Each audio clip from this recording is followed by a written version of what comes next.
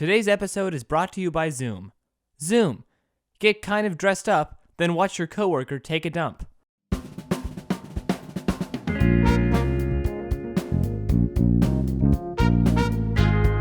Hi there, and welcome to another episode of 15 Minutes of Shame, folks. I'm Tristan. As you might have guessed, Brendan is not with me right now. He is quarantined at home. I'm quarantined at home. For the most part, we're all at our houses, trying to ward off this COVID-19 pandemic. Yeah, so since we last recorded an episode, things have turned bleak. COVID-19 has swept the world. It's in every major country. The U.S. right now is the projected leader in confirmed cases. It's scary. It's a different time. We all have to adjust together to the new normal. Only a few months ago, I never thought I'd have to go through this. We as a country really never thought something like this was going to happen. There were warning signs, in China, in Wuhan, where it started. But now it's a completely global pandemic. A lot of people are scared. A lot of people are just irritated. We can't go out and watch a movie. We can't go out to eat for the most part, except for takeout. This has drastically changed all of our lives. We're just going to have to fight it. We're going to come out of it stronger. But in the meantime, might as well do a show, right? So let's just sum up what's happened so far. So yes, the COVID-19 pandemic did originate in Wuhan, China, in late November of 2019. In just a few months, that have been acquired by certain countries. The U.S. got it, I believe, in January. The first confirmed cases were actually right here in Washington State, where I live. So that was scary. It was odd to be the epicenter of the virus in the United States. But right now, of course, the hardest hit state is New York, especially New York City, with hundreds of thousands sick with coronavirus, thousands more dead from it. And this is really a scary time. This virus is so contagious and so easily spreadable, especially among young people. Young people don't necessarily develop symptoms, so it's really hard to track. And obviously there's limited tests, there's limited supplies. And so we're all being told to, as they say, flatten the curve, which is the same amount of people will get it, but over a longer period of time. So our systems aren't necessarily overwhelmed. And so there's obviously been a shortage of ventilators and a shortage of hospital beds for the most widely hit areas, New York, for example. And the response of the federal government has been, by and large, I would say inconsistent. Nearly every day, the president, Trump, has press briefings. It's been pretty ugly. He spars with reporters. He questions facts and he questions reports, and he often even contradicts the medical doctors that he brings up to discuss these subjects. And so there's several medical doctors and several state governors that have really been brought into the spotlight for their handling of the crisis. Dr. Anthony Fauci has really been the mouthpiece for scientific and medical information as far as this pandemic from the White House goes. He's appeared in almost every Trump press conference. He's extremely knowledgeable. He's spent his career in medicine. He's an immunologist.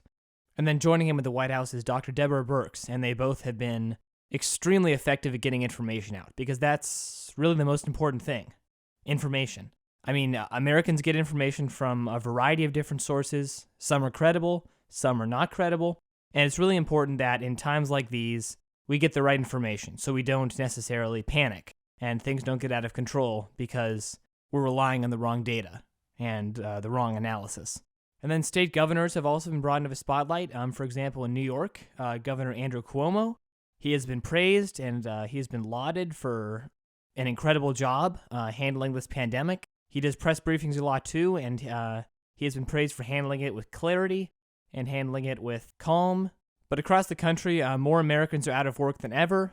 Almost 25 million Americans so far have filed for unemployment, which is just staggering. And now some states are even considering opening back up. Yeah, I think it's kind of premature for that, honestly. The real question is, are we past the peak? Are we past the peak of cases and deaths in a single day? That's kind of inconclusive. Some people say we are, some people say maybe not yet. But the fact remains that a lot of states are considering opening back up beaches, opening back up businesses in many cases. And personally, I just don't think it's the right decision. But it's their decision, and it's going to be interesting to see how it all plays out. Reports suggest, and Dr. Fauci has actually suggested that the virus could be seasonal, which is going to be a huge problem. I mean, we're really not out of the woods until we get a vaccine. That's kind of the consensus there.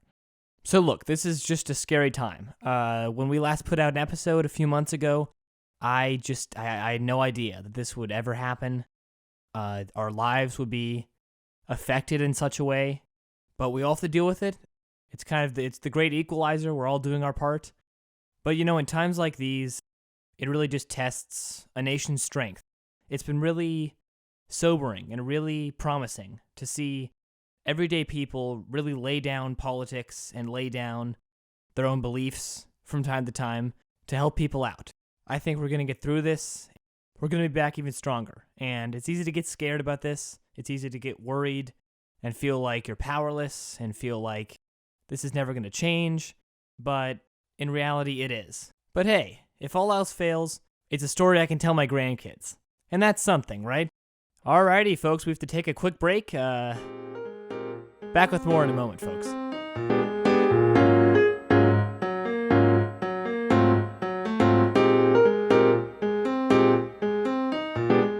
Alright, everyone, so I'm very pleased to announce that we do have a special guest for this episode.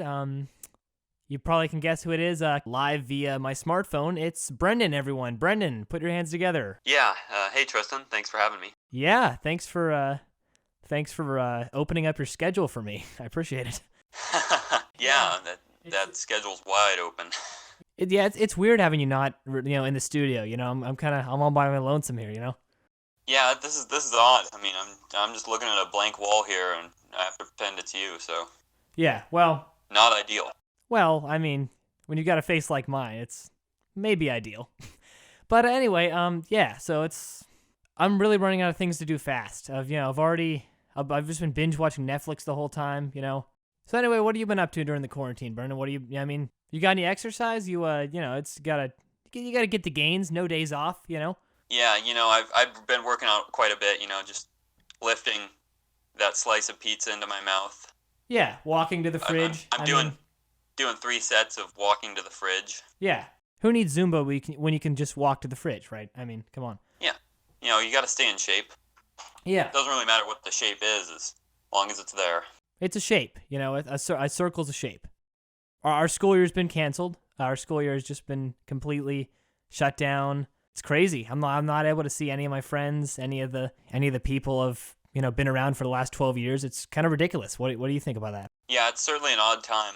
It's really hard to do anything social when you can't get out of your house. I mean, it's kind of true. And folks, Brendan and I are, obviously we're high school seniors. We've discussed this before.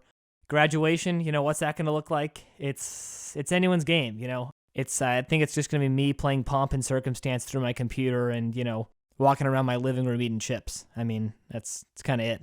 Yeah, I think you really got it all there. Pretty sad. It really is. I mean, it's something we all look forward to. It's like a rite of passage for every senior to be able to go through that. There is one good thing to come out of it. Yeah, what's that? I think I'm going to have my dog accompany me down the aisle for graduation. Good, yeah. Of course. You got to get your pets in there, It's Absolutely. When we have nothing left, at least there's still pets. Yeah.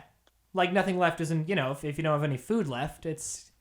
I mean, yeah. You gotta make do. It's survival. I'm sure your dog's been great for 8 or 9 years, but there's a cutting off point, and you're looking at those dog legs and going like, it could do in a pinch, right? I mean, man's got to do what a man's got to do. Exactly. There's no acceptance.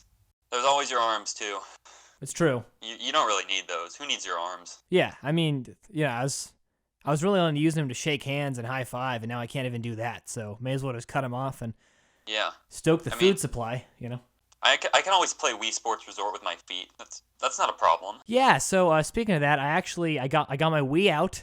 My broken old Wii from 15 years ago. I actually managed to get that out. Blow the dust off and play some Wii Sports. It's that desperate. Yeah. How's that Lego Harry Potter years 5 through 7 faring you? Yeah, it's providing a solemn replacement for these times. It's okay. Honestly, it's kind of bad. I mean, I'm living with my parents, and I really liked it the first week because we were able to see each other more than we ever have, since I've been at school, 5 days a week and all that. It's nice to relax and spend some quality time with your family. But after about a week, I mean, it gets desperate. It gets sad, I mean, am I crazy, or what have you been feeling about that? I don't know what you're talking about. A week has been, it happened for me way faster than that. I mean, 3 hours and I was done. Yeah, it's, I mean, I'm not going to say my parents are boring, right? But let's put it this way. We're about a day away from breaking out cribbage. I mean, seriously, I never thought I'd play cribbage. Yesterday, my mom broke out the jacks and we played some of those old people games. Some tiddlywinks? Certainly not my idea of fun, but... A really spirited round of Parcheesi. Yeah, so board games have been, that's had to be a thing now, I mean, we're basically starting to turn to things that we never thought would do again because they're kind of boring, but they seem like the best things ever when you're doing them because you're so used to that. It wouldn't be as bad, but right now there's not even any professional sports to watch. It's true. I mean, you can't get anything there. Yeah, I mean, that's a great segue, Brendan. Yeah. No, it's been sad. I mean, NBA. I mean, that was kind of the first Utah Jazz player, Rudy Gobert. I guess he got the corona. They shut that place down. Honestly. We really should have seen this coming when Tom Hanks got it. Come on. I mean, Tom Hanks, now it's serious. Am I right? Like, he's... Yeah, like, he's the greatest person ever. He is... I mean, everyone loves Tom Hanks, and now he's got it. We're screwed. America's dad. I mean, now it's really serious now. I mean, we just had to wait for that first A-list celebrity to get it, and then everyone starts paying attention. Absolutely. Yeah, so, I mean, the sports cancellations are crazy. I mean, it makes me feel bad even for all the the weird sports, not even the ones that no one watches. I mean, it's crazy. Yeah, I'm really disappointed I can't watch bog snorkeling anymore. That was really my go-to when it comes to professional sports. I always watch live stream curling. You know what I mean? I mean now the stands are completely empty. It's the same as it was, but still, I mean it's crazy. Really, underwater hockey, it's never going to be the same. This has taken a big hit. Yeah, it's true. We may never see a comeback from underwater hockey again. We may never see a comeback from competitive stone skipping. I mean, you know what I mean? Yeah, I mean, extreme ironing, I don't think we're ever going to get to see that on TV again. It's crazy. It's a shame, really. But, a lot of stuff's been canceled. I mean, all across the board, not just sports, but with music. I mean, Coachella and other festivals like that have been either postponed or canceled. I saw that Burning Man Festival, the San Diego Comic-Con, that's not going to happen. Yeah, Baby Shark Live has been canceled, which that really throws a wrench into my plans, Hold on. What's Baby Shark Live?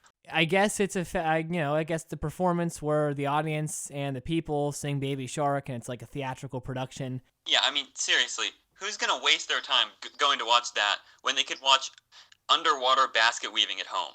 It's Brendan, much better. Is everything you watch underwater? Do you ever watch any land sports? No. Who the hell does that? Actually, that's not true. Sometimes I enjoy watching a little bit of land diving. I mean, okay, I guess it starts on land, but yeah, all right. All right, well, we have to take a break, folks, but don't go anywhere. We'll be back with Brendan. Yep, we'll be back in just a moment. Back with more in a moment, folks.